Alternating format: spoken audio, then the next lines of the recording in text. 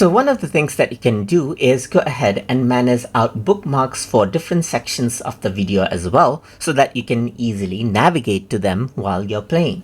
So to do that over here in VLC, I'm going to go ahead and bring in this video right here, which is of 14 seconds as you can see. But let's say I want a bookmark right around in this section. So I'm just going to go ahead and pause in this section right here.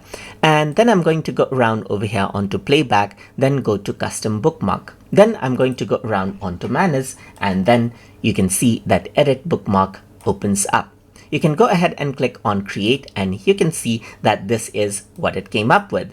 You can go ahead and click, and let's say for example I'm going to go around and say starting right here. I can go ahead and name it as I want.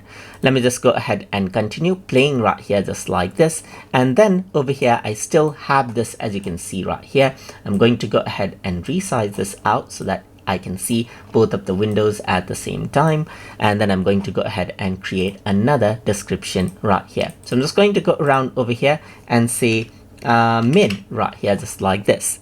Let's go ahead and click on play, and then you can see that I can get on to another section right here. So let's say for example I'm going to create one, and then over here I'm going to click on end right here.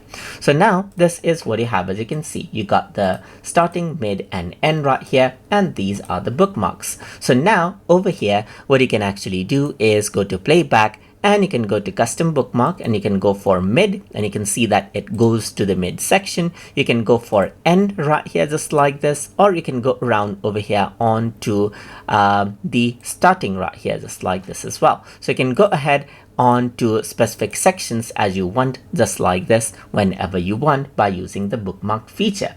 And that is how you can go ahead and manage out bookmarks inside a VLC Media Player. So I hope you guys learned something as always. And as always, please like, comment, share, and subscribe.